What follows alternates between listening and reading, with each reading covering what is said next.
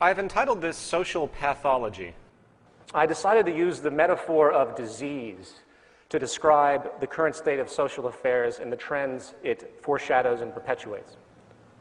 I was first introduced to this idea of relating social disease to a social state, to a cellular state by a man named John McMurtry, who wrote a book called The Cancer Stage of Capitalism.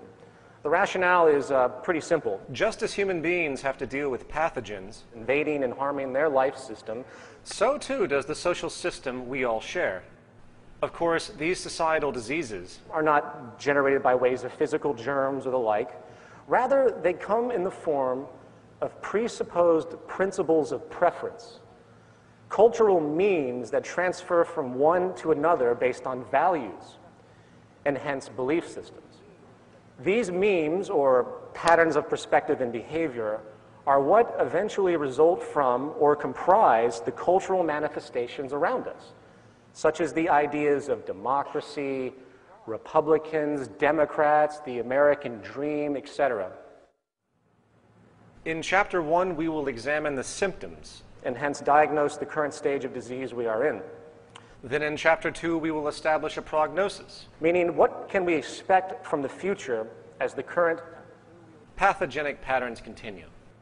And finally, in Chapter 3, we will discuss treatment for our current state of sickness, and this is where the concept, of course, of a resource-based economy will be initially examined. However, as an introduction to this, I'm first going to describe what I call the invisible prison. This is the closed intellectual feedback system, if you will, that consistently slows or even stops new socially altering concepts from coming to fruition, stops progress. Let me explain. The social order as we know it is created out of ideas, either directly or as a systemic consequence. In other words, somebody somewhere did something which generated a group interest, which then led to the implementation of a specific social component, either in a physical form, philosophical form, or both. Once a given set of ideas are entrusted by a large enough group of people, it becomes an institution. And once that institution is made dominant in some way, while existing for a certain period of time, that institution can then be considered an establishment. Institutional establishments are simply social traditions given the illusion of permanence. In turn, the more established they become, the more cultural influence they tend to have on us, including our values and hence our identities and perspectives.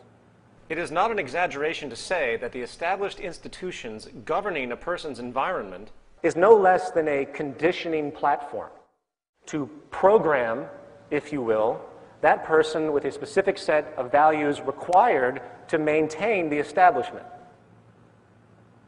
Hence, we're going to call these established value programs. I have found the analogy of computer programming to be a great way to frame this point. While there is always a debate about genetics, an environmental influence, which, by the way, as I mentioned, Roxanne Meadows will go into at length later in the program, it's very easy to understand in the context of values, meaning what you think is important and not important, that information influences or conditioning is coming from the world around you. Make no mistake, every intellectual concept which each one of us finds merit with is the result of a cultural information influence, one way or another. The environment is a self-perpetuating programming process, and just like designing a software program for your computer, each human being is advertently and inadvertently programmed into their worldview. To continue the analogy, the human brain is a piece of hardware, and the environment around you constitutes the programming team which creates the values and perspective.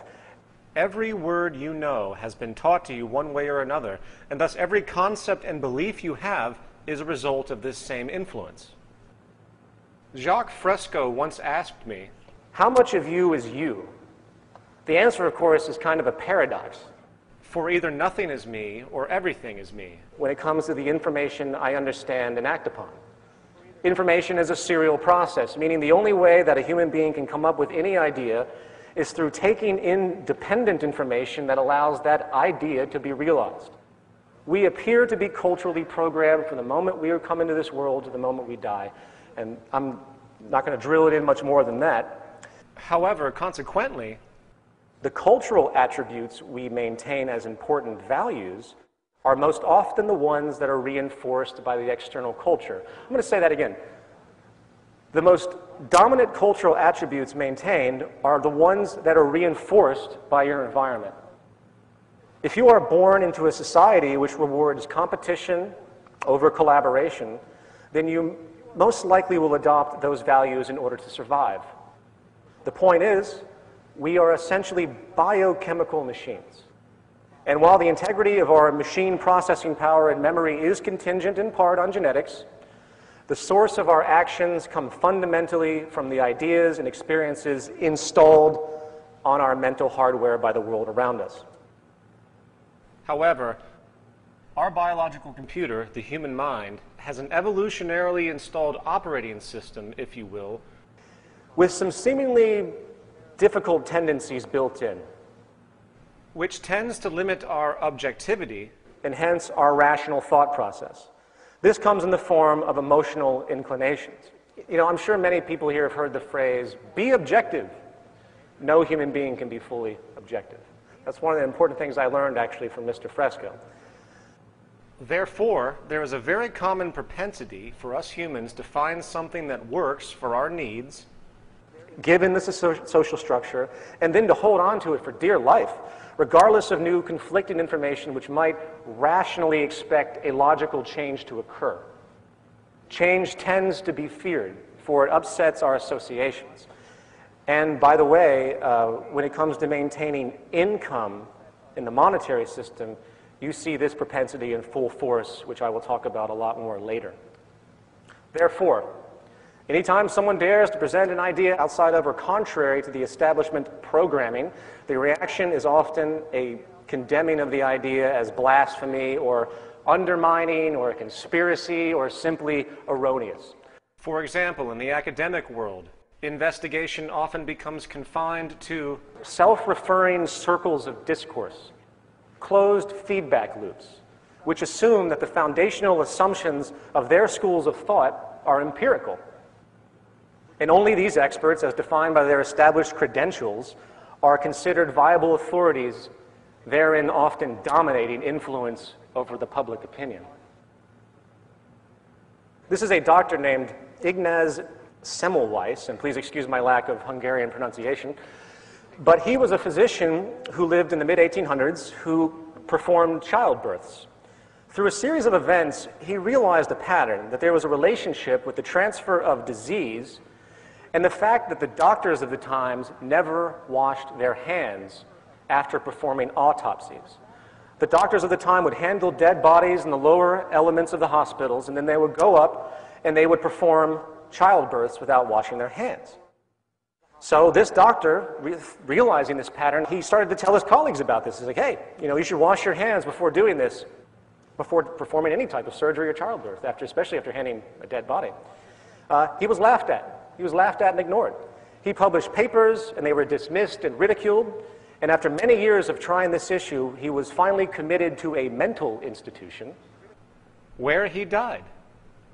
It was many years after his death when Louis Pasteur developed the germ theory of disease that his observations were finally understood, and people realized what a horrible mistake had been made. In the words of John McMurtry, professor of philosophy in Canada, in the last dark age, one can search the inquiries of this era's preserved thinkers from Augustine to Occam and fail to discover a single page of criticism of the established social framework, however rationally insupportable feudal bondage, absolute paternalism, divine right of kings, and the rest may be. In the current final order, is it so different? Can we see in any media or even university press a paragraph of clear unmasking of the global regime that condemns a third of all children to malnutrition with more food than enough available? In such an order, thought becomes indistinguishable from propaganda. Only one doctrine is speakable, and a priest caste of its experts prescribe the necessities and obligations to all. Social consciousness is incarcerated within the role of a kind of ceremonial logic operating entirely within the received framework of an exhaustively prescribed regulatory apparatus protecting the privileges of the privileged. Methodical censorship triumphs in the guise of scholarly rigor, and the only room left for searching thought becomes the game of competing rationalizations. People tend not to criticize the social order because they are bound within it. We are running a thought program which has been installed on our mental hardware, which inherently controls our frame of reference. To use a different analogy, it's like they're in a game, and the idea of questioning the integrity of the game itself rarely occurs.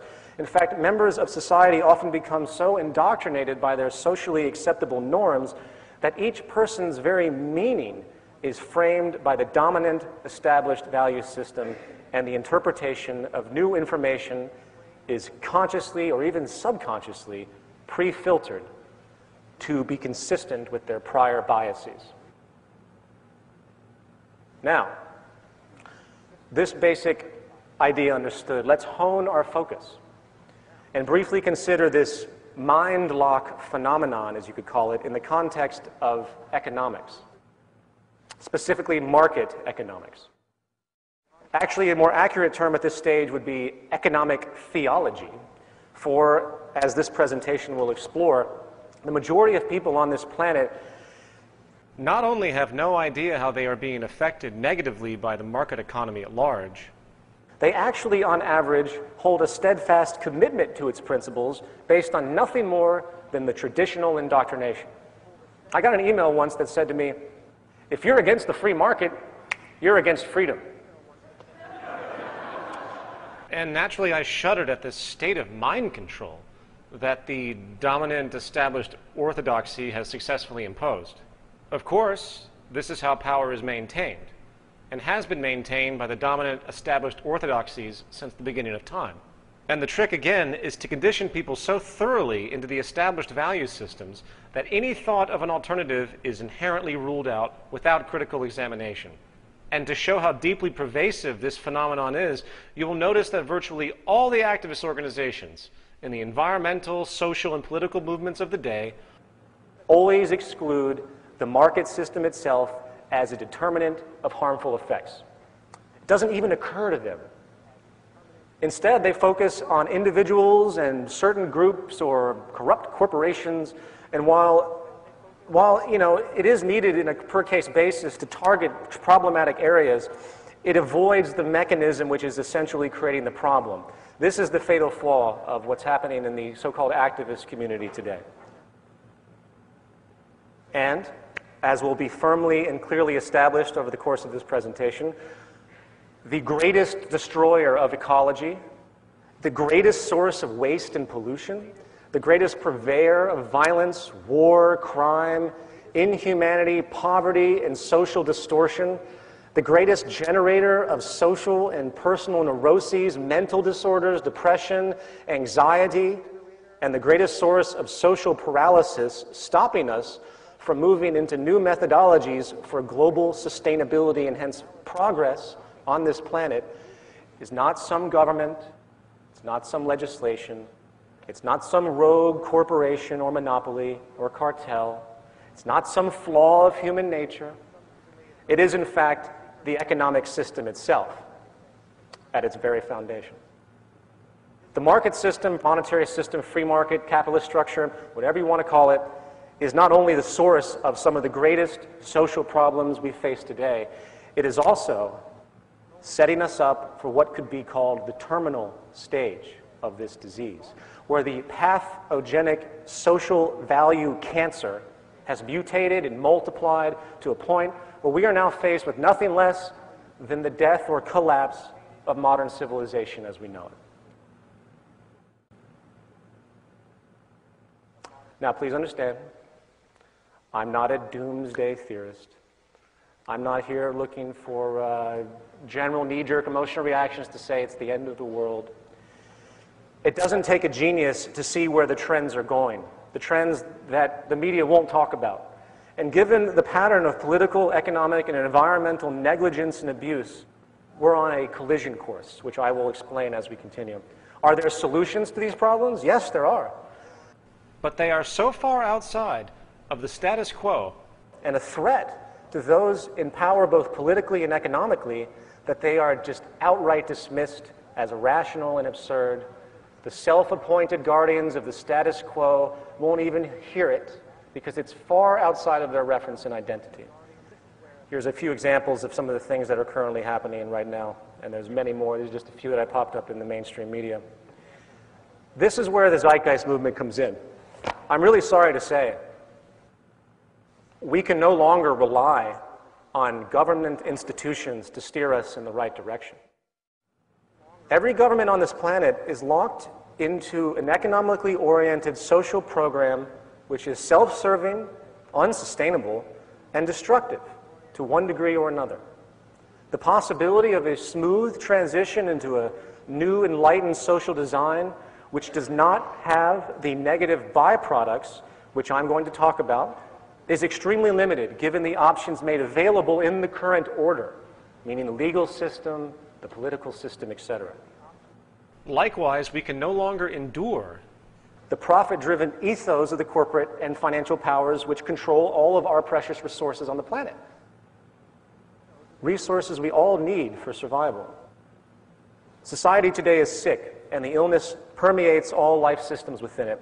And I see the zeitgeist movement as the immune system of the social world, if you will.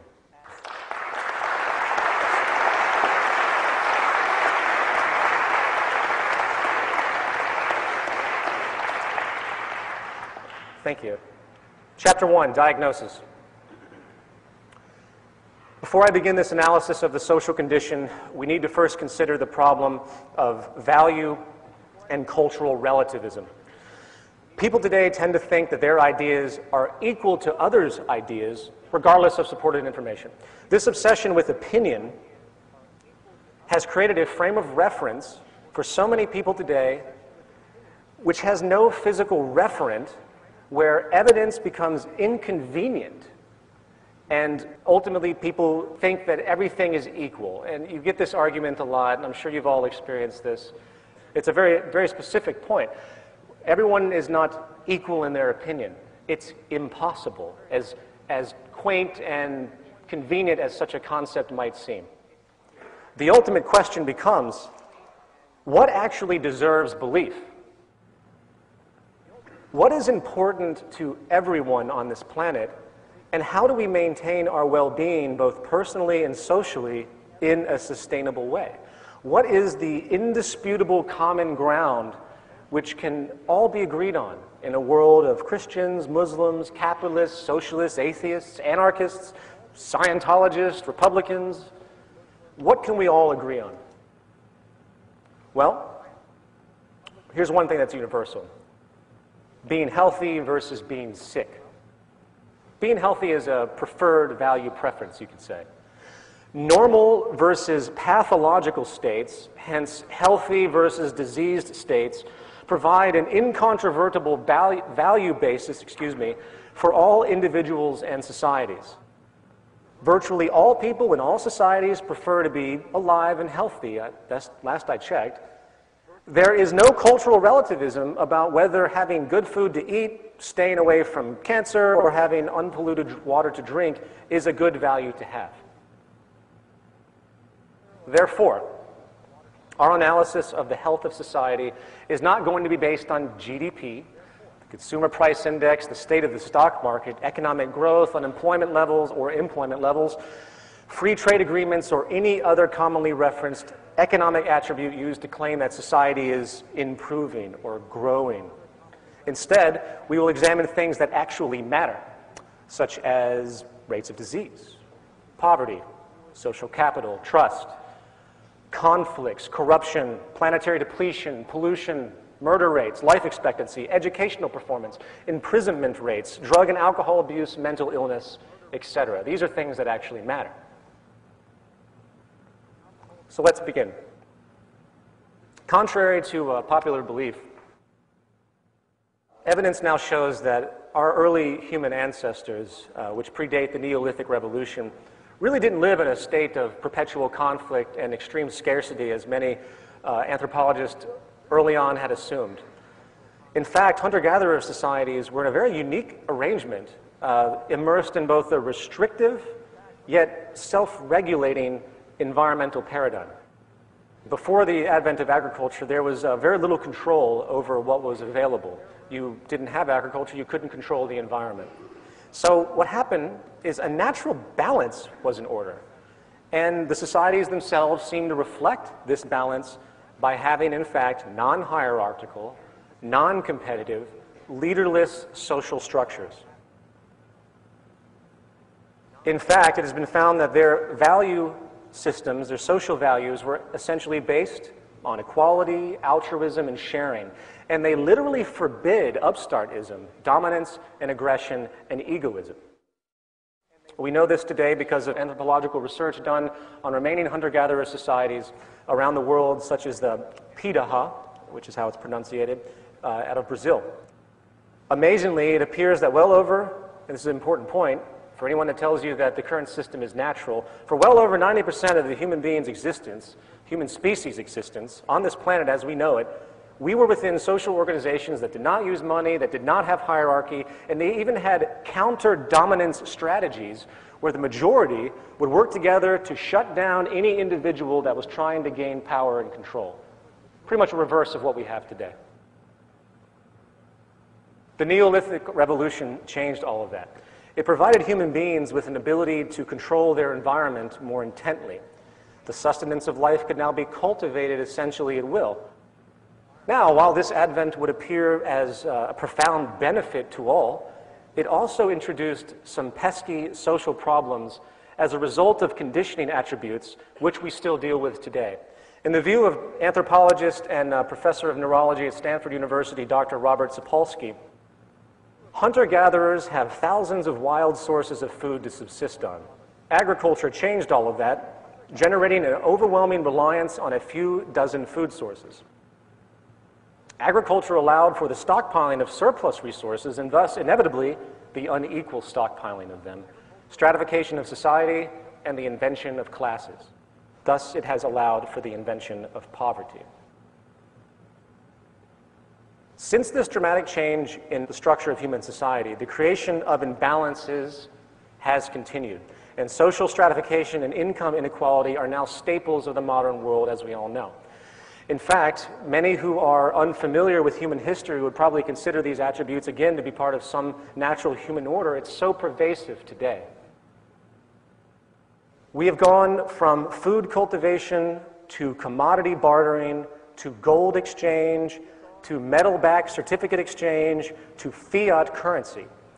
We went from a system with values reflective of true natural processes to a system of values based on certificates of ownership traded for income on their own, virtually, or I would say not even virtually, completely decoupled from physical resources. And we have come from a world based on necessity and social drive for preservation and sustainability to a world based on strategic manipulation, pointless materialism, and an obsession with property and ownership. In the words of historian, philosopher David Hume, the first man who, after enclosing a piece of ground, took it into his head to say, "This is mine," and found people simple enough to believe him, was the real founder of civil society. How many crimes, how many wars, how many murders, how many misfortunes and horrors would that man have saved the species who, pulling up stakes, or filling up the ditches, should have cried to his fellows, "Beware of listening to this impostor. You are lost if you forget that the fruits of the earth belong to us all, and the earth itself to nobody."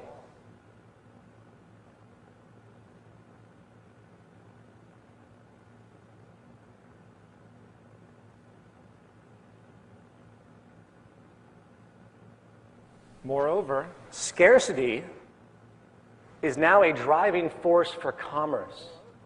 In our system, scarcity equals profit. the less there is of something, the more it can be valued in terms of money. In other words, abundance is a negative thing in the profit system. In the words of anthropologist Marshall Shallens, the market industrial system institutes scarcity in a manner completely unparalleled and to a degree nowhere else approximated, where production and distribution are arranged through the behavior of prices and all livelihoods depend on getting and spending. Insufficiency of material means becomes the explicit, calculable starting point of all economic activity.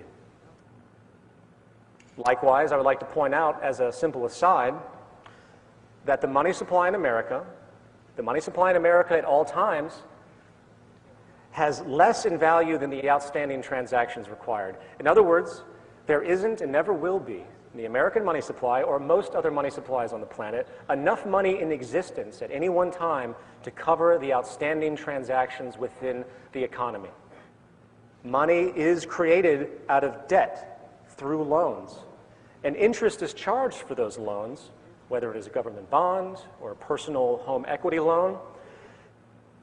If every single debt was called in right now in our economy, there would be an enormous amount of money that is literally impossible to pay back in domestic currency. This is a central reason why stratification and inequality is literally built into our system. The inherent scarcity of the money supply itself, imagine that. In this system, bankruptcy isn't some irregular byproduct that negligent people just happen to stumble into. It is an inevitable built-in attribute. It's a game of musical chairs. I hope that's clear. In the words of economist Bernard Lietaer, a great quote, "Greed and competition are not the result of a mutable human temperament. Greed and fear of scarcity are, in fact, being continuously created and amplified as a direct result of the kind of money we are using. We can produce more than enough food to feed everybody, but there is clearly not enough money to pay for it all. The scarcity is in our national currencies. In fact, the job of the central banks is to create and maintain that scarcity. The direct consequence is that we have to fight with each other in order to survive." That last sentence really defines so much. The direct consequence is that we have to fight with each other in order to survive. The consequence of these mechanisms is, again, extreme social imbalance and hence social stratification. With this understood, let's now consider the state of income inequality within the world. In 2005, the jolly folks at Citigroup put out a memo to its wealthiest clients in regard to the state of what they called the plutonomy. In the opening summary on this is very, very clear. The world is divided into two blocks, the plutonomy and the rest. The US, the UK, and Canada are the key plutonomies, economies powered by the wealthy. Plutonomy is defined as a society where the majority of the wealth is, of course, controlled by an ever-shrinking minority. And as such, the economic growth of that society becomes dependent on the fortunes of the wealthy minority and not the rest of the people. Keep that in mind. They then go to ask the question, what are the drivers of plutonomy? They state destructive technology, driven productivity gains, creative financial innovation, capitalist-friendly cooperative governments, an international dimension of immigrants and overseas conquests invigorating wealth creation, slave labor, the rule of law, and patenting inventions. Often these wealth waves involve great complexity, exploited best by the rich and educated of the time. The basic point of this document is the understanding that the average consumer is essentially meaningless to the equity markets. For the super wealthy, trading amongst themselves account for the state of the economy overall. They state, in a plutonomy, there is no such animal as the US consumer or the UK consumer or indeed the Russian consumer.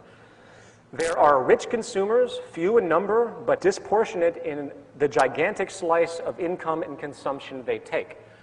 There are the rest, the non-rich, the multitudinous many, but only accounting for surprisingly small bites of the national pie. They continue. This is why, for example, we worry less about the impact of high oil prices on aggregate consumption. Clearly, high oil prices are a burden for most parts of our communities. However, without making any moral judgment, income inequality being what it is just makes this group less relevant to the aggregate data. The conclusion? We should worry less about the average consumer, say the 50th percentile, what they're doing, when that consumer is, we think, less relevant to the aggregate data than how the wealthy feel and what they are doing. This is simply a case of mathematics, not morality. You got to hand it to him for being honest. Now, before I go any further, let me clarify a bit.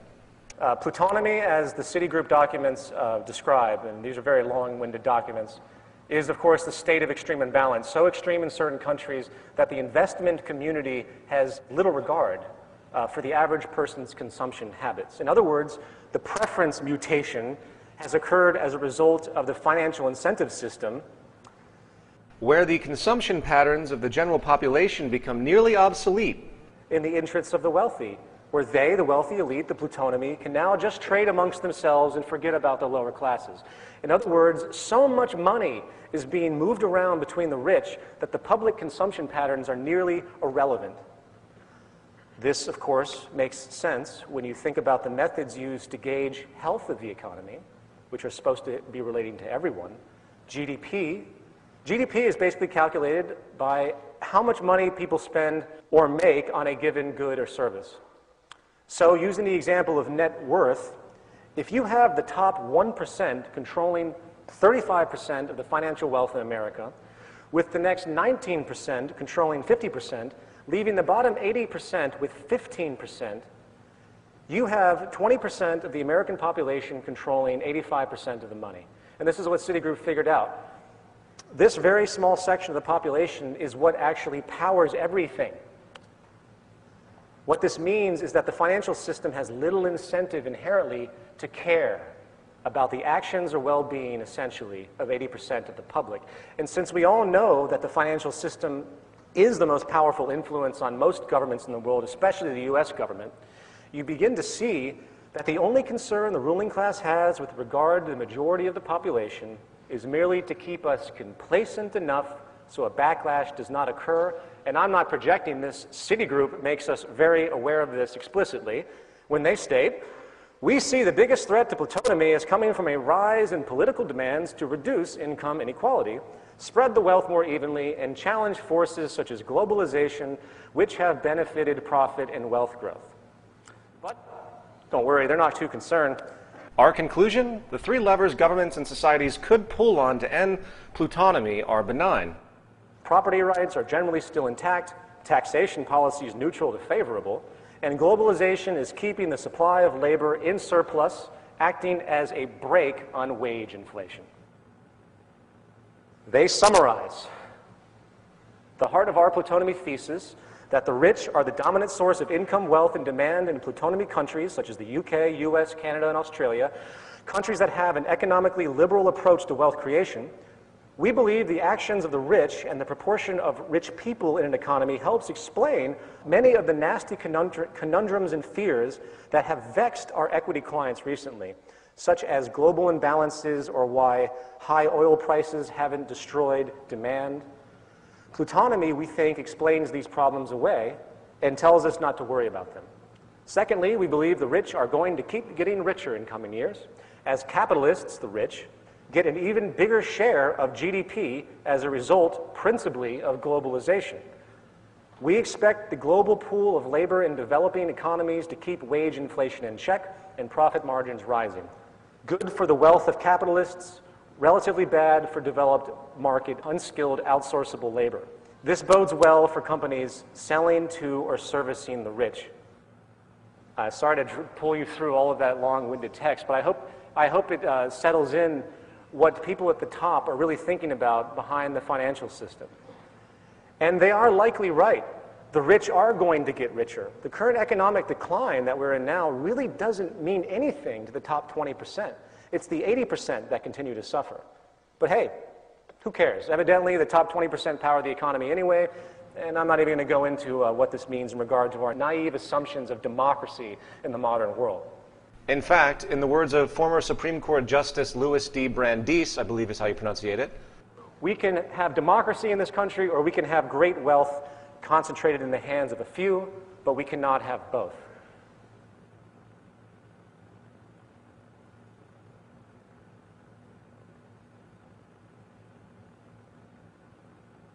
Now, I bring all of this up as an introduction to what we're going to talk about in regards to social health. Coupled with this, however, I think a few stats should be digested.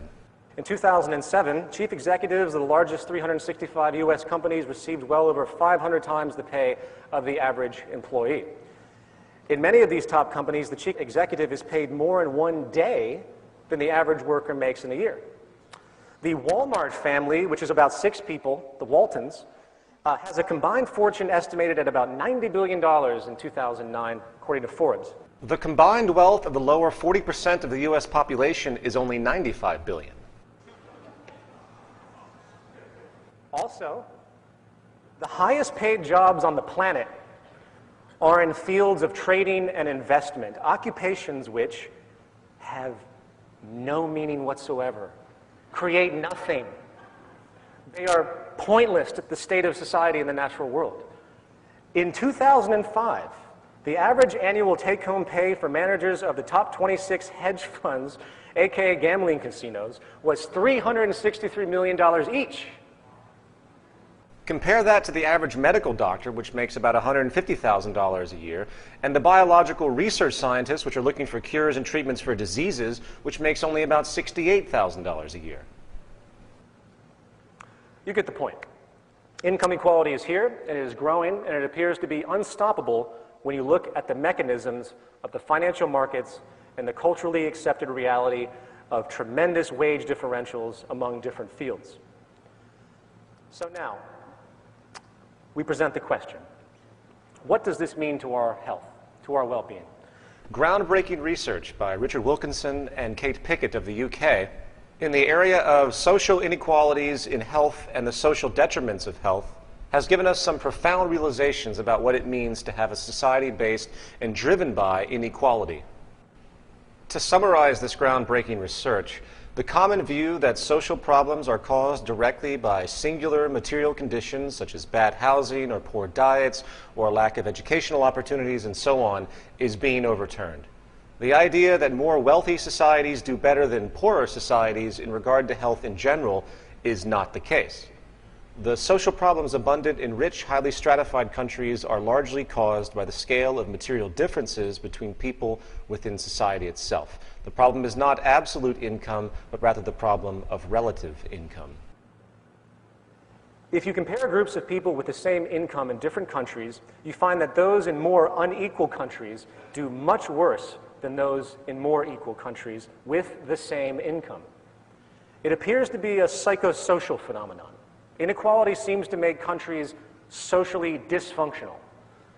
And as based on measures of societal health, crime rates, and well-being, it is safe to say, as you will see me point out, that really our current structure is nothing more than a social failure. Life expectancy. On this chart, we see a specific set of wealthy countries. I apologize for those that can't read this in the back. I'll do my best to point out what is going on here. Basically, the y-axis you see is life expectancy, and the x-axis is income inequality going from left to right, low to high. Life expectancy, bottom to top, of course, low to high. As you can see in this, Japan has the lowest amount of income inequality, but with a staggeringly high life expectancy. While Singapore, trumping only the United States in this particular set of countries analyzed, which are mostly wealthy countries, has the greatest income equality, and the regression line in the middle shows clearly how the patterns moving from lower inequality to greater inequality reduces the life expectancy of all of these countries. Drug use. We see the United States as having the highest level of inequality based on the sample set, while also being within the top 4 of countries with the most illegal drug use: US, New Zealand, Australia, and the UK. While in the lower echelon, you have Japan, Sweden, and Finland, which have the least amount of inequality and the least drug use. Well, Greece is in there too. It's the trends that are important here. You can see the clear regression line. I want to expand on this particular one. The reasoning for this, there was a study done in 2002 with macaque monkeys. In this study, 20 monkeys were observed and analyzed in regard to social hierarchies that developed in different circumstances, noting which animals were dominant and which were subordinate. The result was that the monkeys that had become dominant had more dopamine activity in their brain than they had exhibited before they became dominant, while the monkeys that became subordinate showed very little changes in their brain chemistry. In turn, after teaching the monkeys how to administer cocaine to themselves through levers, it was found that the subordinate monkeys took in much more cocaine than the dominant monkeys. In other words, it's a form of self-medication. Let's continue on to mental illness. Mental illness is much more common in more unequal countries. Once again, we have the US at the peak of mental illness. We have Japan at the lowest echelon. As you can see from this chart, mental illness and inequality are very much correlated.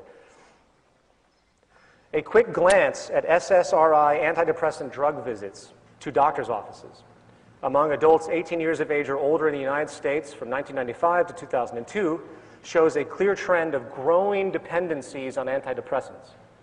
The most common type of disorders, of course, are anxiety and depression.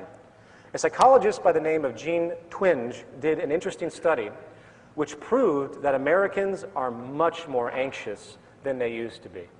A survey of college students from 1952 to 1993 across 52,000 students found that students today were more anxious, than 85% of the population at the beginning of the study, meaning 1952. By the late 1980s, the average American child was more anxious than the child psychiatric patients of the 1950s. As far as depression, a study called Time Trends in Adolescent Mental Health found that in Britain, depression among people in their mid-20s was found to be twice as common in a study of 10,000 or so people born in 1970. 10,000 people study, twice as common in 1970 as it was in 1958. It also found that in general, psychosocial disorders affecting young people have risen substantially over the past 50 years.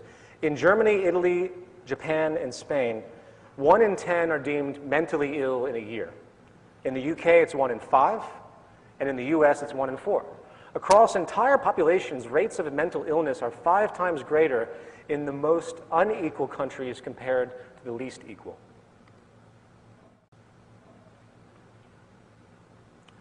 Now, of course, I know what you're saying. What about genetics? I think Richard Wilkinson summed it up very well. Although mental illness can be affected by changes in the levels of certain chemicals in the brain, nobody has shown that these are actually causes of depression, rather than changes caused by depression. Although some genetic vulnerability may underlie some mental illness, this cannot by itself explain the huge rise in illness in recent decades. Our genes cannot change that fast. And let's move on to the idea of trust. Another word for this is social capital. Social capital is defined as an attitude, spirit, or willingness of people to engage in collective civic activities. Hence, there's a strong trust relationship. As you can see in the chart, those that feel they can trust one another are much more common, naturally, in societies that have less inequality. This, of course, is beyond obvious, as I'm sure many would agree. Naturally, with greater inequality, people are less caring of one another. In fact, mistrust and inequality, I think, reinforce each other. Now, this point is probably enough for a 1-hour lecture in and of itself. What is a society if people cannot trust each other? It's important to realize that the idea of friendship and the notions that couple in with friendship, which is ultimately a quality of trust, is a characteristic completely opposed to the competition mentality and the economic theories of self-interest we see today. Empathy, reciprocation, and cooperation equates to good health, while suspicion, fight, competition always equates to high levels of stress and hence destruction. As we'll talk about in a second, stress is one of the deadliest killers that we know of. It's a secret killer. And living in a society where you have to look over your shoulder and where you have to fight for everything that you have, where you have to question virtually every transaction given the initial assumption that the person might be trying to pull one over on you for their own betterment. The fact of the matter is we thrive socially on trust and cooperation, provably by health standards. And social structures which create relationships based on inequality, inferiority, and social exclusion are inflicted with the greatest deal of social pain and neuroses. Let's move on to educational scores. This one's very interesting. Not only do more unequal countries have worse educational attainment, kids are more likely to drop out of school as well. Interestingly, class distinctions and their effect have become very obvious in this regard. For example, a study was done in 2004 where they took 321 high-caste Indian boys and put them with 321 low-caste Indian boys, and they were given a task of solving a certain problem. The first time they did this, the caste relationship, the social status, was not announced to these children. They had no idea who was around them. And you can see the caste unannounced, low caste actually beat the high caste. The second time they did it, the results were dramatically skewed. As the lower caste did much worse than before, while the higher caste did better. This is psychological. It's a psychosocial superiority relationship that has been repeated many times in many cases through other studies, which has the exact same consequence. People are greatly affected by their perceived status in society. When we expect to be viewed as inferior, very often we perform as such. Homicide rates. As you can see, the United States blows everything out of the water when it comes to homicide rates. And obviously, if you look at the regression trend, homicide rates are naturally more common in unequal societies. In fact, violence itself is probably the most established attribute of social inequality over any of the things that we're talking about in these examples. James Gilligan, who was a prison psychiatrist for 25 years, and he is currently director for the Center for Study of Violence at Harvard University, had this to say about his experience dealing with violent criminals to the extensive length that he has. The prison inmates I work with have told me repeatedly, when I asked them why they have assaulted someone, that it was because he disrespected me. The word disrespect is central in the vocabulary, moral value system, and psychodynamics of these chronically violent men. I have yet to see a serious act of violence that was not provoked by the experience of feeling shamed and humiliated, disrespected, and ridiculed, and did not represent an attempt to prevent or undo this loss of face, no matter how severe the punishment. For we misunderstand these men at our peril if we do not realize they mean it literally when they say they would rather kill or mutilate others, be killed, than live without pride, dignity, and self-respect. They literally prefer death to dishonor. It's really easy to see how class relationships, and hence income inequality, can translate into feelings of humiliation, loss of control, disrespect, and ridicule.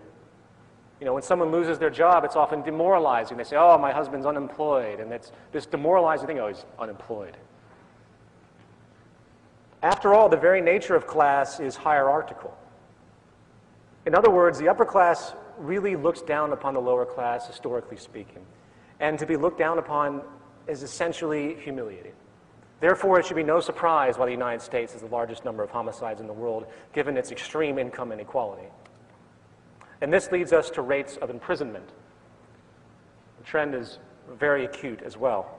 Obviously, as we can see, imprisonment rates are much higher in unequal countries. The more unequal the country, the more people in prison.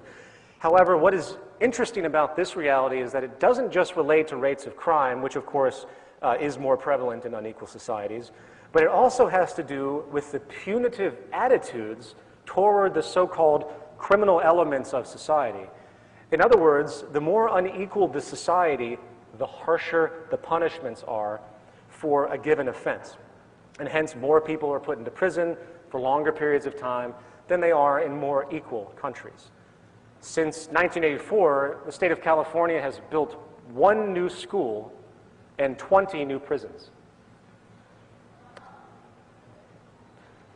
As an aside, for those out there who think the prison system might serve some therapeutic rehabilitation role in the modification of human beings and human behavior, I would like to refer back once again to our prison psychiatrist James Gilligan for his perspective.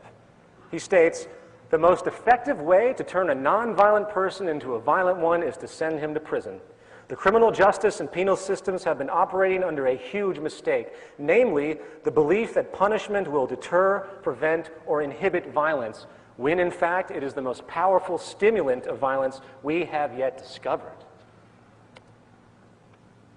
Now, here's a very interesting one, social mobility.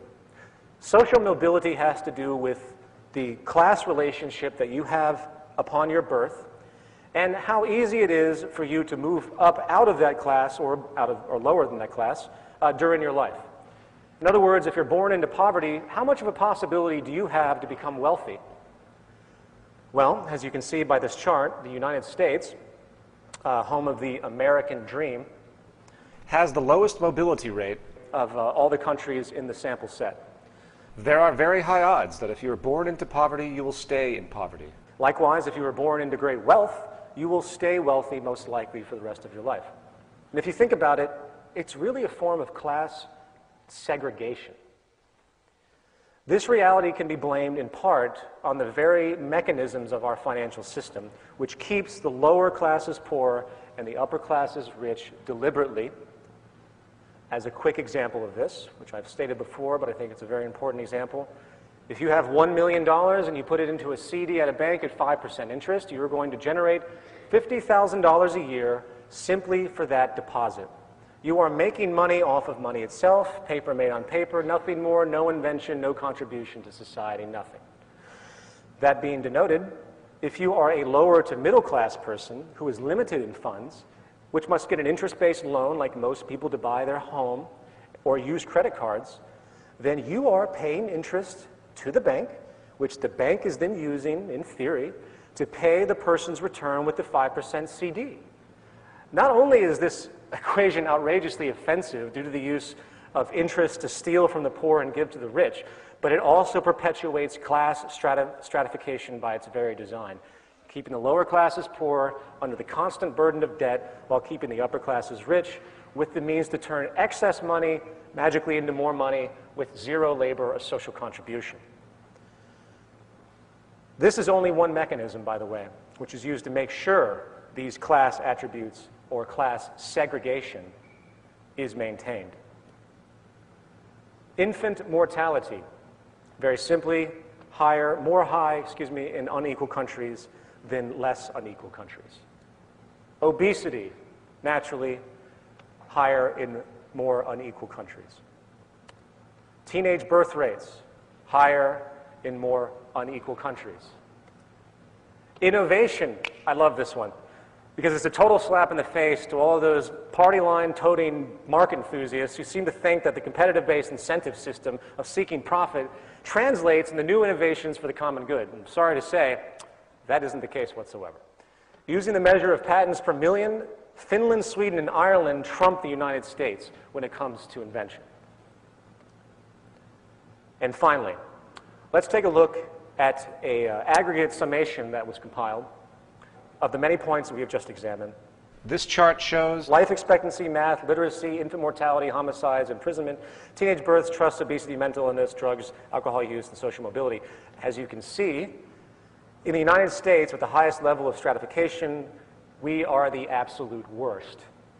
And just to make sure you understand this analysis clearly,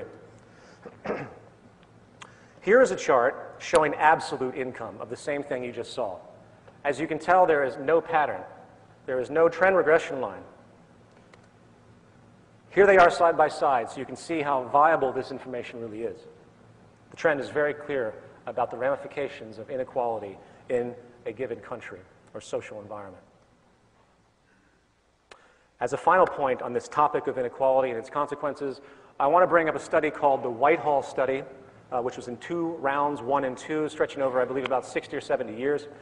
Professor Michael Marmont of the Department of Epidemiology and Public Health at University College of London was the director of these studies.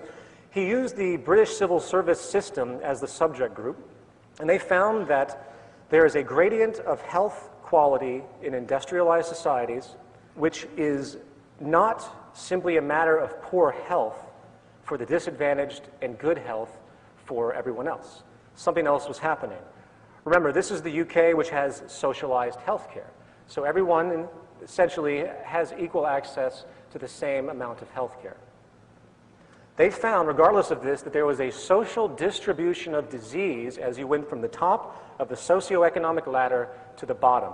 And the types of diseases that people would get would change on average. For example, the lowest rungs of the hierarchy had a 4-fold increase of heart disease-based mortality compared to the highest rungs. And this pattern was, to a certain degree, again, irrespective of access to healthcare. This is just one example, by the way. It's a gradient of health problems that emerge that cannot be explained by absolute income. And it, in fact, goes back to the stress response if you go into it and research these points. Even in a country with universal health care, the worse a person's financial status and position in the hierarchy, the worse their health is going to be on average. In other words, people in higher socioeconomic positions, those higher in the pyramid, live longer, enjoy better health, and suffer less from disability, while those of lower socioeconomic status die younger and suffer the greater burden of disability and disease. This comes in the form, again, of a gradient, meaning that from the higher upper class straight down to the lower class, bottom class, each successive step down or up the socioeconomic ladder constitutes a respective quality change in a person's health. The bottom line is that there's a great deal of statistical data that screens that living in a more equal society is more healthy and productive for about 99.9% of the population. It is only those at the very tip of the pyramid that could be considered unaffected by the disease known as social inequality. Equality benefits everyone, in other words. Now, given this reality, it begs the question, what is the actual psychosocial cause of these issues? What are the most dominant mechanisms in place that continually support class division and the neuroses and sickness it generates? Well, we really don't have to look very far for a viable possibility. The cultural programming wing of the market system is the advertising industry, which serves to perpetuate the consumption values that you see around you. However, it goes much deeper than that. It goes much deeper than just getting people to buy things for a specific company's profit. The fact is, the values of materialism and consumption are of dire importance to the operation of the world economy. Without those values, the system would falter, and let me explain why. At the core of the economy as we know it lies the unalterable requirement for constant, perpetual, cyclical consumption. In other words, the entire basis of what we refer to as economic growth, which in turn is translated into things such as gross domestic product, which are supposed to be measures of social progress and the like, is nothing more than human beings constantly and perpetually buying and selling over and over and over again. If human beings do not buy things, companies and stores cannot afford to pay their employees. If an employee cannot be paid, then that employee, which is also the consumer, cannot go out and spend the money they receive from employment back into the system to perpetuate the cycle. If people do not constantly spend their money, the entire economic structure, including the entire labor system, would completely collapse. Given this reality, the highest priority of any corporation, or in fact, any government that cares about its economy, is to make sure the public has an immediate interest to constantly consume. It is interesting to point out that America was originally founded on a certain degree of a Protestant work ethic, a Protestant worldview, where thrift and savings were actually dominant values back then. Since that time, advertising agencies had to switch their arguments from utility-oriented angles to those engaged in for emotional appeal and status enhancement. Americans now consume twice as much as they did before the end of World War II. As an historical note, one of the leading figures in this American value hijacking, as I would call it, is a man named Edward Bernays. Bernays is most famous for his book called Propaganda, in which it was bought by many people, including Joseph Goebbels. He was hired by all the major corporations many, many decades ago to help influence the public into buying things very simply that they did not need. A new world of neurotic associations, such as materialism and conspicuous consumption, to quote Thorstein Veblen, was unleashed during this time and has grown and mutated dramatically. Today, human needs have become utterly perverted by the imposed, suggested wants generated by the consumption-provoking mechanism of marketing and advertising. The more dissatisfied and unhappy a population is, the better it is for advertising agencies and corporations. Consumerism feeds on a form of inferiority and self-consciousness. And that translates very literally into identity and social status. Amazingly, the indoctrination is so powerful that consumerism is regarded by most of society as reflecting some kind of basic human interest, as though it's a reflection of human nature. This, of course, is baseless. In fact, our neurotic need to shop and consume is actually a reflection of how deeply social we are and how influenced we are by the social programming and status orientation of possessions and appearances and everything else that's been pushed upon us. Okay, on this note, I'm now going to begin to transition the next section of this presentation. And to bridge that, I want to make a point that not only does the status-generated consumption patterns of most of the public, especially in America, cause a great deal of social stress, leading in part to many of the problems we have just analyzed, the propensity for constant, cyclical consumption, which again is required for the entire world economy to function, is also outlining trends which show a clear path to severe environmental problems and the continual breakdown of civilization as we know it, as we destroy all of our natural resources through this idiotic act of conspicuous consumption to fuel GDP. Part 2, prognosis. The prior points made about the well-being and quality of life issues associated with social imbalance is a big issue. However, to be fair, just because there's a propensity for an overweight, violent, diseased, mentally disturbed, selfish, untrusting, illiterate population does not necessarily translate into the consequence of social collapse, as we're beginning to see. So we're going to move on, putting the basic well-being of humanity aside for a moment and focus on the mechanisms of the social system itself and the larger order problems that are being generated. Okay, here's the deal. One of the most critical things to understand, without a shadow of a doubt, proves the unsustainable nature of our current social system and how it is on a collision course with nature, is this. Due to the way money and hence the market system functions, we are locked into an incompatible paradigm where two mutually exclusive operating principles, one, the need for constant consumption or infinite growth, collides with an unyielding finite planet and hence the physical laws of nature.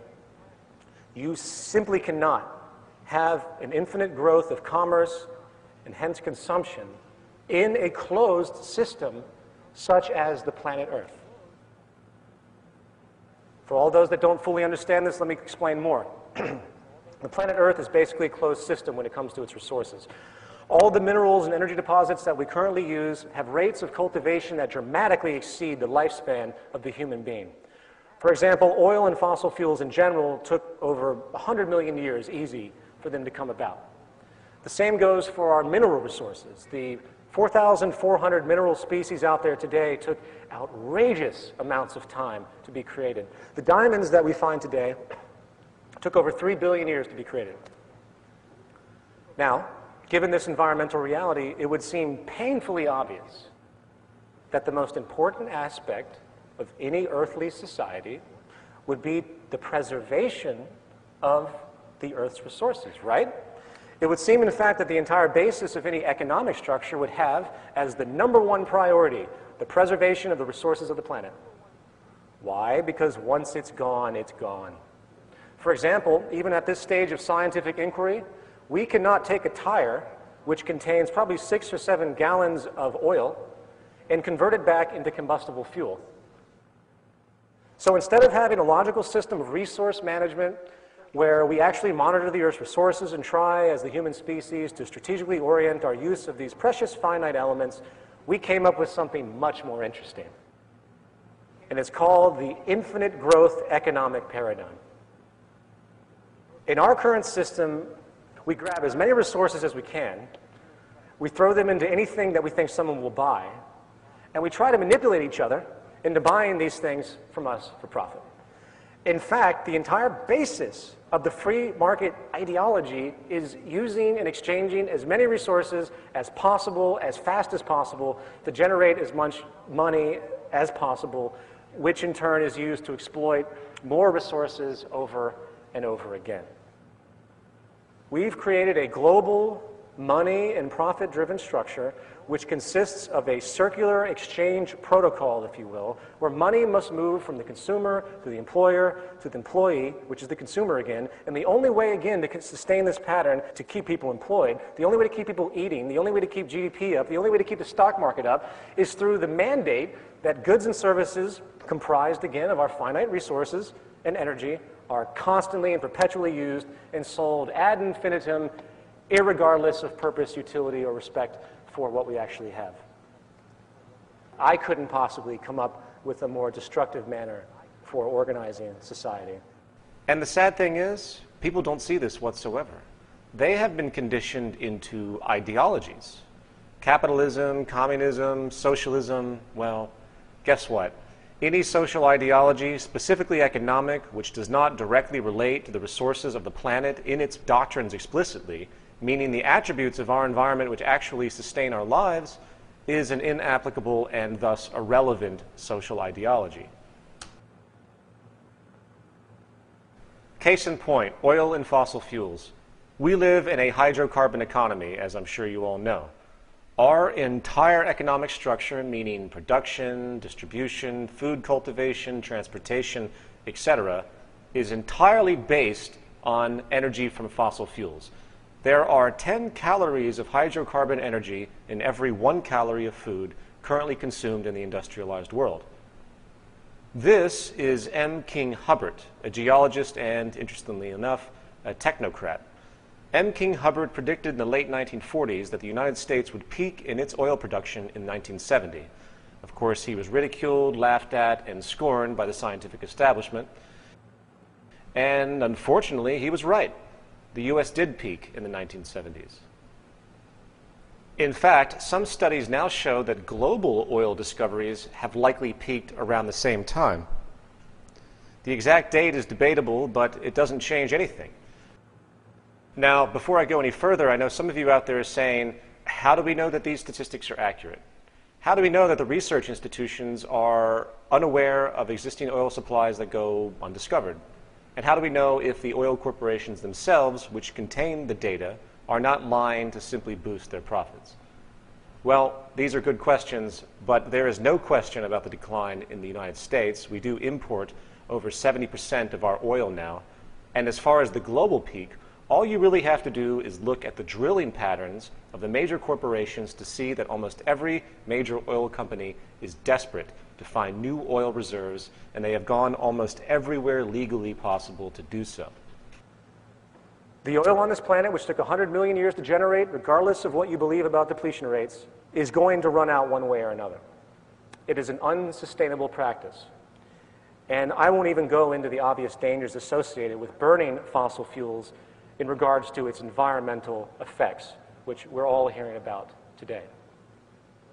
As an aside, it is not at all irrational or hasty to consider that the peak oil issue just might have something to do with the fact that the United States, which consumes 25% of the world's energy while having only 5% of the population, has the largest permanent military bases in history situated in the Middle East with no evidence whatsoever of ever leaving this region. Obama has already stated that he is going to leave 50,000 troops in the Middle East indefinitely. This is the guy that got the Nobel Peace Prize. As we continue in the Middle East to probe and agitate countries which contain, guess what, the majority of the remaining recoverable oil on this planet, such as Iran. Give it some thought. Now, if you take for a moment to consider that peak oil and its relationship to the economic system and geopolitics might be relevant to the U.S. involvement in the Middle East, you'll tend to find the world starts to make a lot more sense. In the words of M. King Hubbard, we are in a crisis in the evolution of human society. It's unique to both human and geological history. It has never happened before, and it can't possibly happen again. You can only use oil once. Soon, all the oil is going to be burned and all the metals mined and scattered. This is obviously a scenario of catastrophe, but we have the technology. All we have to do is completely overhaul our culture and find an alternative to money. We are not starting from zero. We have an enormous amount of existing technical knowledge, just a matter of putting it all together. A non-catastrophic solution is impossible unless the society is made stable. This means abandoning two axioms of our culture, the current work ethic and the idea that growth is a normal state of life.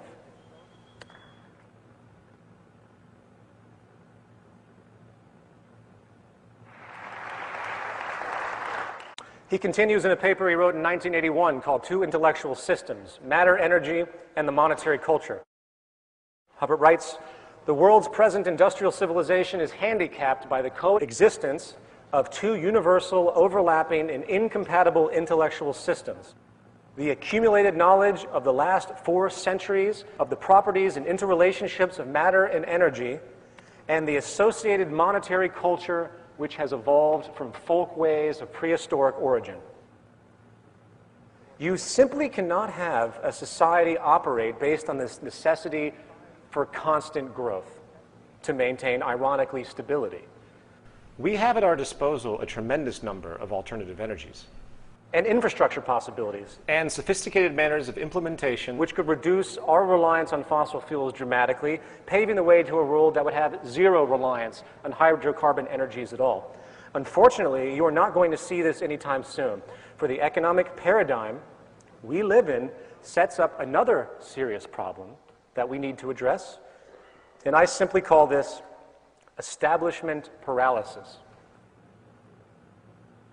Given our tremendous reliance on hydrocarbon energy at this stage of human evolution, people, when hearing about the obvious problem of depletion, naively brush it off under the assumption that the establishment is actually preparing for a transition out of our dependency on hydrocarbons.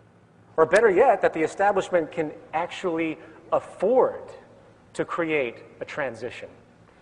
In order to understand the difficulty of moving out of our current established energy paradigm, we must first realize that from a financial standpoint, there is very little motivation to move into a new system. This is the very nature of an established institution in the monetary system. The fact of the matter is, an exorbitant amount of money, I know this will sound strange to many of you, an exorbitant amount of money is going to be made on the scarcity of energy and, in fact, the collapse of society itself. Our economic system is predicated on making money on the way up and making money on the way down. Those in power, referencing back to that Citigroup document I talked about, have a propensity to care more about the short-term, short-sighted financial benefits of running out of energy than they care about the pivotal life-supporting attributes that it provides. If you look back at history, you see that the concern over depleting fossil fuels has been talked about for a long time. And many scientists in the 1960s and 70s felt that by the year 2000, we would have an entirely different energy infrastructure. Why didn't that happen? Why is it that the Reagan administration ripped off the solar panels from the White House that Jimmy Carter had installed? Why is it the U.S. government sided with big oil so the electric car would be squashed in the United States? The answer, of course, is that our profit market-based system sets up a natural defensive propensity to stop anything if those changes find the prior establishment to be obsolete. This is likely the most caustic attribute of our current situation, the knee-jerk propensity to stop productive change for the sake of preserving market share and profit for select groups. Think about it. If you start a company, you hire employees, you generate income. What have you done? You've created an institution which yourself and your coworkers rely on for their income and hence survival. Therefore, you will do what you need to protect yourself and your life-sustaining company. It is providing for your standard of living. In other words, there is a built-in short-sightedness. And this survival element, which is only operational in our current profit-oriented system, is what is stopping needed change from coming to pass. I could probably ramble off many examples of new advents that have been pushed to the side because they're either too efficient or too sustainable for the market system to absorb, or simply money can't be made continually off of them. It can't perpetuate the system, or it puts an industry out of work. It puts people out of work. There is a human element to this. So there's a natural need, a natural attribute, where people say, well, okay, this is probably better for society, but I need to make money now. I can't think about the transition, so let's just push this aside for now. That's what's happening over and over and over and over again. It's not that they're bad people or anything like that. This is what the system has created. Simultaneously, let's remember that the market system requires constant problems. In order for the public interest in consumption to be maintained, problems and cultural influence is required. The more problems there are, the better the economy, generally speaking. In this system, it is inherently good for cars to break down. It is good for people to get cancer. It is good for computers to become quickly obsolete. Why? More money. To put it into a sentence, change, abundance, sustainability, and efficiency are the enemies of the profit structure. Progressive advancements in science and technology, which can resolve problems of inefficiency and scarcity once and for all, are, in effect, making the prior establishment's servicing of those problems obsolete. Therefore, in a monetary system, corporations are not just in competition with other corporations. They are actually in competition with progress itself.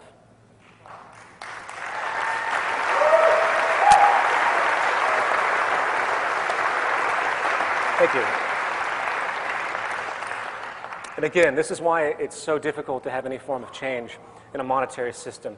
You simply cannot have a social convention where money is made off of inefficiency and scarcity and misery and expect a quick incorporation of new advents that can relieve these problems. Okay, with that understood, let's get back to the energy problem. The final issue I'd like to point out is this. Apart from the fact that there's a great deal of money to be made by the select few as the majority suffers, apart from the fact that the established energy institutions have little motivation to forego their profitability to alter society's energy mediums, is the very harsh reality that due to the outstanding debts globally right now, I think as we all know, the Earth is essentially bankrupt, as hilarious as that is, there is likely not going to be enough money to change anything. And I want everyone to think about this very critically. As exciting as the potentials are for renewable energy in the fields of solar, geothermal, tidal wave, and the like, potentials that have been documented thoroughly that will far exceed the global energy consumption by thousands of percent. We still have the serious problem in our current structure of financing the infrastructure to make this transition. How do we transition into a new infrastructure where every single government on this planet, every country owes money to someone else, where they're seen as systemic breakdown of bankruptcy starting to occur in Europe, and in the United States it's just a matter of time. Given the current state of affairs and the urgency of renovation, especially with peak oil, how can we possibly afford to make a transition to these renewable energies before the scarcity of oil begins to shut down due to excessive oil prices because of supply and demand? One study by a leading expert in Sweden predicts by 2030, the world will be using 10 barrels of oil for every new barrel discovered or extracted. That's really not that far away. So, how can we expect the United States, with over $12 trillion worth of debt, barely able to cover its interest payments to other governments, with state bankruptcies occurring, near depression-level unemployment, cutting social programs. We're already selling off infrastructure to foreign countries. How can we expect to afford to move into a new infrastructure? I'm using energy as just a singular example. There's many other problems that we have to deal with. In 2008, the executive director of the International Energy Agency stated that it would take $22 trillion in investment to update the global energy supply infrastructure by 2030. $22 trillion. Where is that money going to come from? Do you really think that we're going to get away with just randomly printing more and more money in the central banks and expect no inflationary repercussions or debt collapse repercussions? Remember, all money comes into existence from loans. There has to be an initiator. Every single dollar in all of your wallets is owed to somebody by somebody. And this, again, leads us into the heart of the disease. The economic, monetary-based system, or the game, as I like to call it, because that's all it is. That's all it ever was, a game. And we can change the game anytime we want. We just need to convince those who are winning the game to put down their pieces for a moment and ask themselves if the game they are playing is really going to reward them in the long run. In a report coming out of the AFP, there's growing evidence that the current rate of our resource exploitation indeed has a time frame. The report states, quote, "As it is, humanity each year uses resources equivalent to nearly 1.5 Earths to meet its needs." Said the Global Footprint Network, an international think tank, we are demanding nature's services, using resources and creating CO2 emissions at a rate 44% faster than what nature can regenerate and reabsorb. This means that it takes the Earth just under 18 months to produce the ecological services humanity needs in 1 year. And if humankind continues to use natural resources and produce waste at its current rates, we will require the resources of 2 planets to meet our needs by the early 2030s. A gluttonous level of ecological spending, in their terminology, that may cause major ecosystem collapse, the report said. Now, by the way, I want to point out that people hear that and they have a Malthusian notion. They think that our consumption patterns are somehow inherent and they're not going to change. I read a statistic recently, and for my new film, I'm going to do a huge section on waste attributes of certain industries. And what I've come to find is that of all the production that's done, on average, 75% is waste. 75% is waste. Of all the materials that are created and put into circulation and taken out, 90% of those end up in landfills, I believe, within 6 months. This isn't about some natural human thing that we're doing.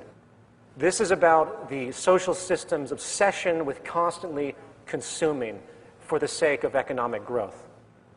In an analysis done by the IRRC, by 2025, it's predicted that 2/3 of the world will experience water scarcity. 2/3 of the world by 2025. Many seemingly wealthy countries are already turning to desalination processes.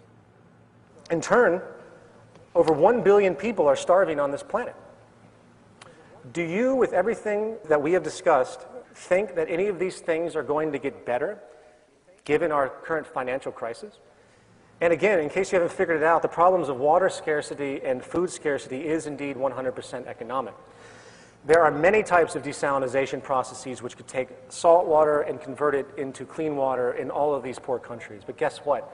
No one has any money to implement these types of solutions in poor countries. The same goes for food. We've gotten to a point with scientific invention that we don't even need arable land anymore, which, by the way, is eroding at a rate about 1 inch a year due to the abusive agricultural methods that are being utilized. Please note, it takes about 500 years for fresh topsoil to emerge. Hydroponics and aeroponics alone, if applied correctly, could provide for all the world's people without the wasted water resources in part and the excessive need for nitrogen-based fertilizers. In fact, you could build these facilities on the land that is depleted in stories. You could have skyscrapers, if you will, of organic food production on an industrial level. But once again, who has the money to do that? And on an extremely enraging and sad note, the more we experience social breakdown, the more human exploitation, crime, and abuse will occur. While here in America we think that slavery was abolished many decades ago, the fact is there are now more slaves in the world than any time in human history given the definition of slavery. However, this time it doesn't come from the form of owning people, it is simply the globalization attribute of exploitation for cheap labor. I'm going to stop here as far as talking about the negative attributes inherent in our system, along with the ongoing social collapse, which, by the way, I personally can't see an end to for a very long time, if at all, frankly, until we move into something more sustainable. The personal and private debts, for example, are so high right now that it's going to take a number of bubbles to burst before any type of so-called stability is going to occur. Anyway, before I go on to the final section of this talk, which is essentially an introduction to the Venus Project and a resource-based economy, let me summarize by saying that the monetary paradigm, economic structure as we know it, is again the basic systemic source of the majority of the world's problems we have around us. In this system, if this cancer is allowed to grow unabated, spreading its malignant propensities across the globe, utterly decoupling from the natural world and the carrying capacity of the earth, destroying the finite resources we all share, we are on pace with nothing less than something that no one can even consider of a collapse. And I'm not talking about waking up one day and there's nothing anywhere. It's not like that. It's where slowly it arose to a point where the values and the culture and the awareness becomes so distraught and so confused that the levels of quality of life become justified, where you start to accept less and less. It's going to slow everything down to a crawl. And invariably, there will be some dramatic accents, if you will, of severe problems, especially when it comes to the energy crisis that is looming. Something radical has to be done. We are approaching a terminal stage. Part 3, treatment. There are two angles to consider when attempting to resolve these problems. The first is the mentality of the culture, as we've discussed before, the cultural programs, and the second is the actual structure of social operation. As noted earlier in our discussion, these two attributes are deeply interlinked. However, regarding the first issue of cultural conditioning, we need to employ what I call, as a movement, we need to employ what I call social therapy. Social therapy refers to adjusting a society's values, changing the value programs. We must have sustainable values in order to have sustainable practices. I would suggest that the first program that needs to be uninstalled from our mental hardware is the social distortion that generates conspicuous consumption pushed forward by the corporately aligned advertising agencies. The value orientation of having more and more stuff, regardless of their utility or function, is an unsustainable ideology inherently on a finite planet. Consumerism and materialism, again, are sicknesses, culturally created to perpetuate the cyclical consumption needed to fuel the market and labor system. This is precisely what the Zeitgeist movement is trying to do.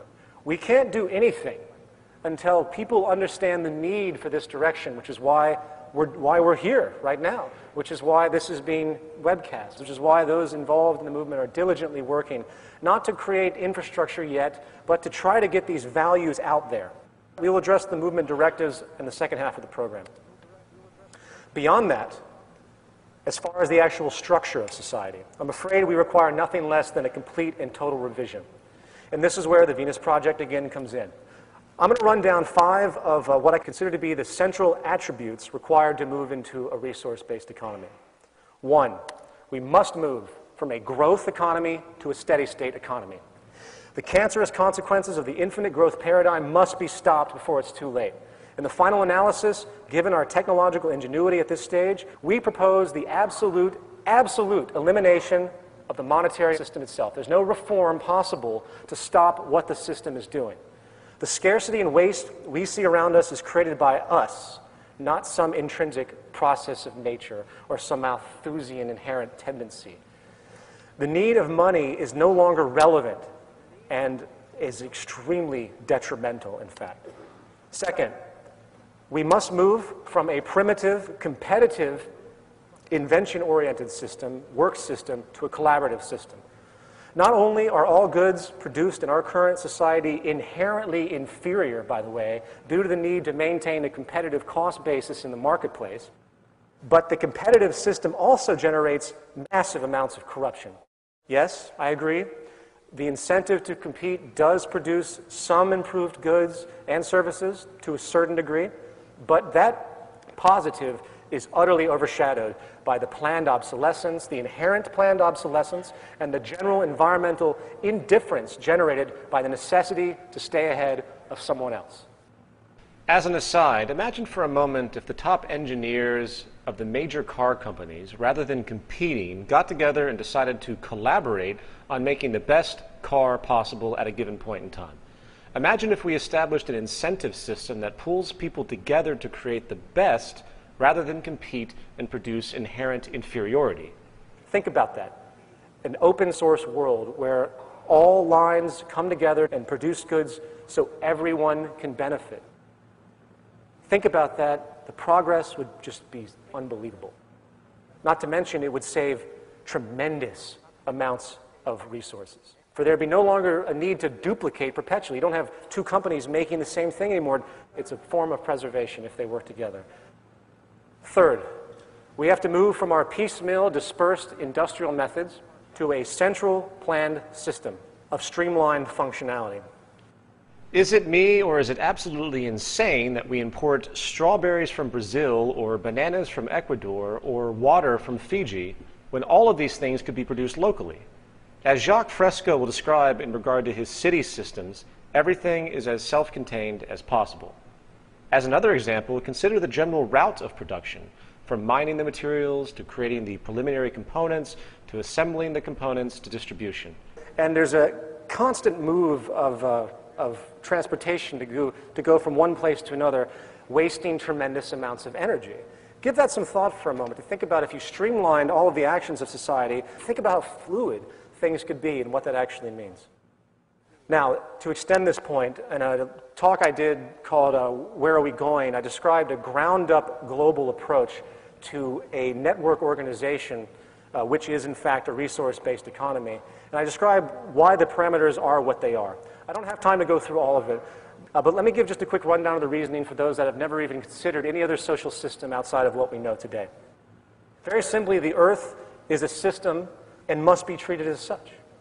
There are resources all over the Earth, and therefore we must have a system that can monitor these global resources within a global technological infrastructure. Therefore, we have to have a feedback system, which has to be global in nature, coming from the carrying capacity of the Earth, which is the starting point of all industrial decisions. The first step in this, we do a full survey of the Earth's natural resources. You can't make intelligent decisions if you don't know what comprises the attributes of those decisions.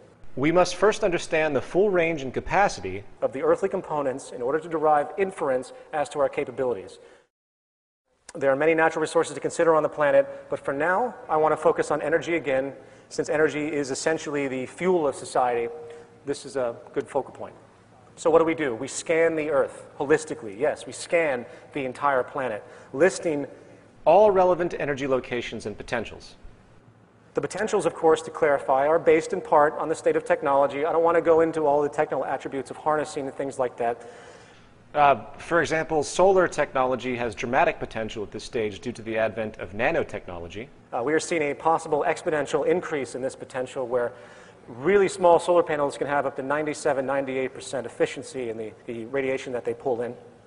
Moving on. So we have this raw data. What do?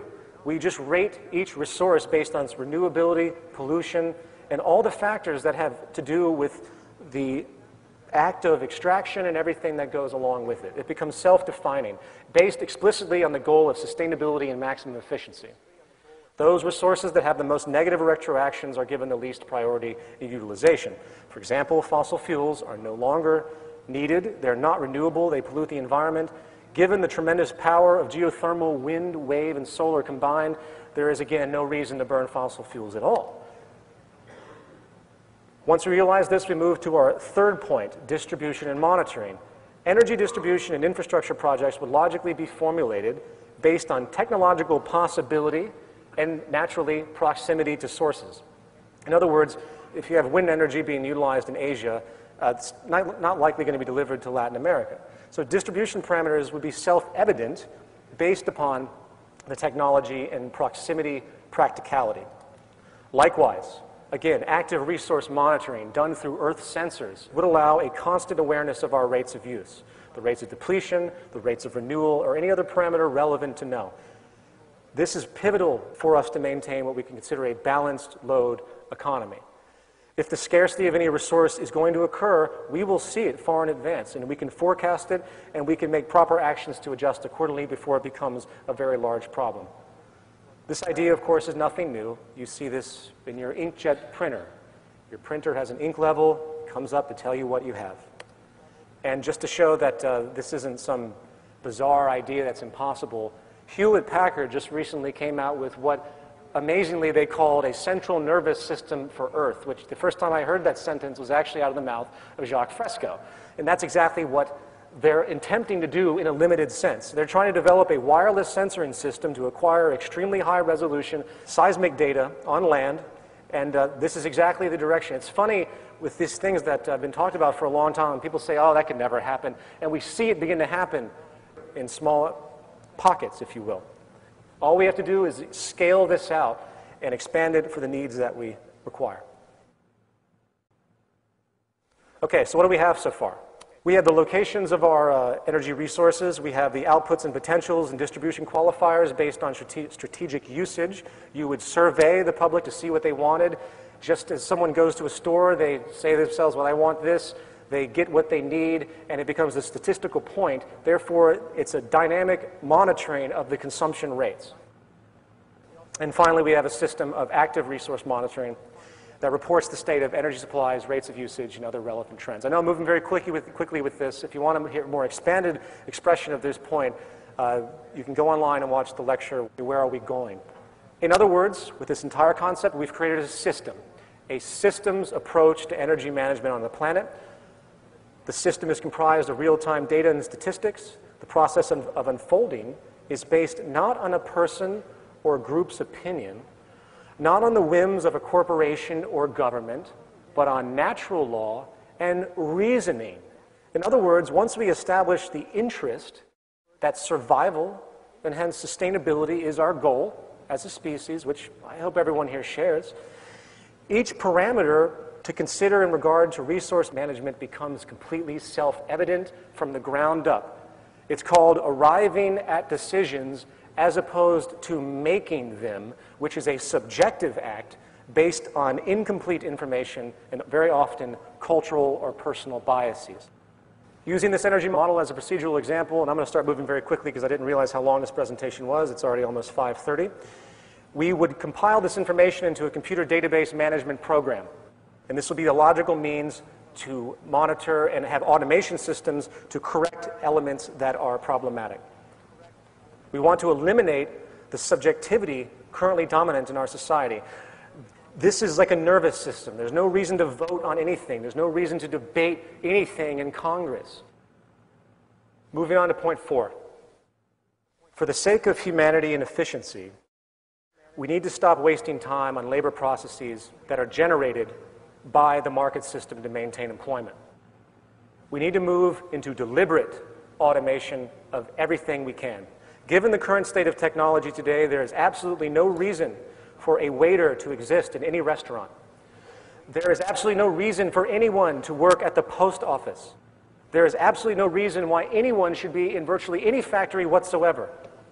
I've been working on a statistical data set for a project that I'm doing in regard to employment in America, considering what percentage of the current workforce could be automated at this stage of technological know-how, coupled with eliminating occupations that have no social return, such as Wall Street, including all jobs that have anything to do with money.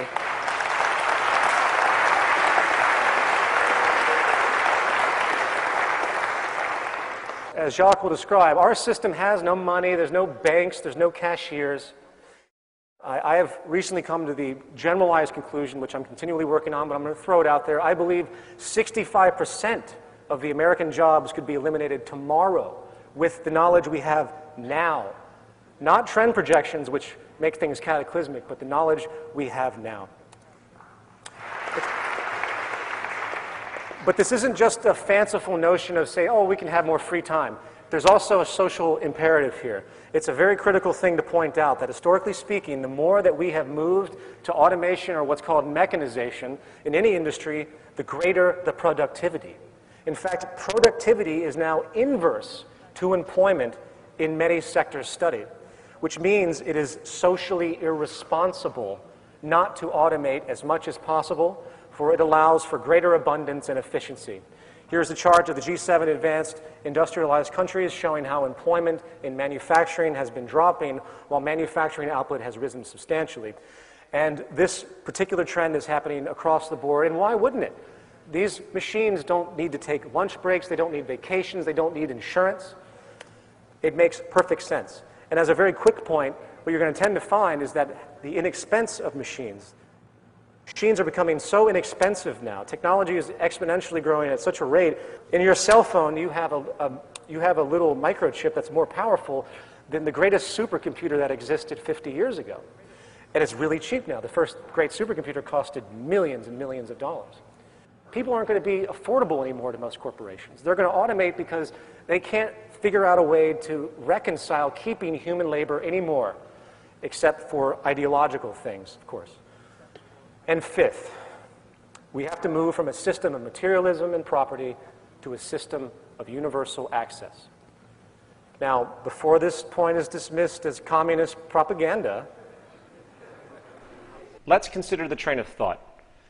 In a resource-based economy where production is streamlined to maximize quality and minimize waste and duplication, the idea of property becomes obsolete and, in fact, detrimental. People do not need to hoard and protect anything. They simply need access to what they need at the time they need it. The best example is the automobile. We've been finding in science now there have been tests done of cars that can drive themselves. It's been tested, satellite-driven automobiles that can navigate very well, and Jacques talked about this years ago as well, using Doppler radar so cars simply cannot hit another car. These things are coming to fruition, so in the future, if you need to go somewhere, you call up the car that you need, it comes to you, you utilize it, and then when you're at your location, it goes back and helps somebody else. As opposed to sitting in some parking lot, wasting time and space for likely 80% of the automobile's life. This is what we do. We waste so much space and resources.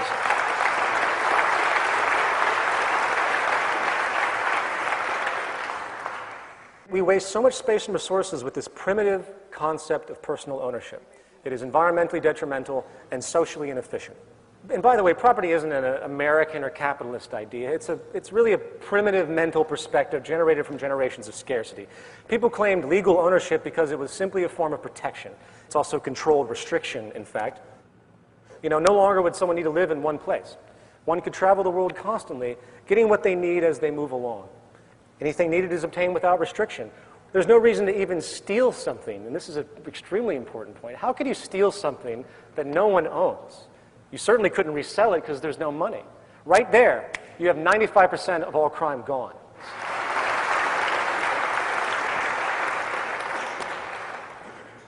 In conclusion, as paradoxical as it may seem, the more efficient and conservative we become, the more streamlined we become, the higher the level of abundance we can generate for all of us. Today, around the world, many people often say, I wish we could live like Americans. I know you've heard this before. Well, no. The contrived, ostentatious orientation and conspicuous consumption patterns of the American culture should be despised by all other countries on this planet. We have 5% of the population.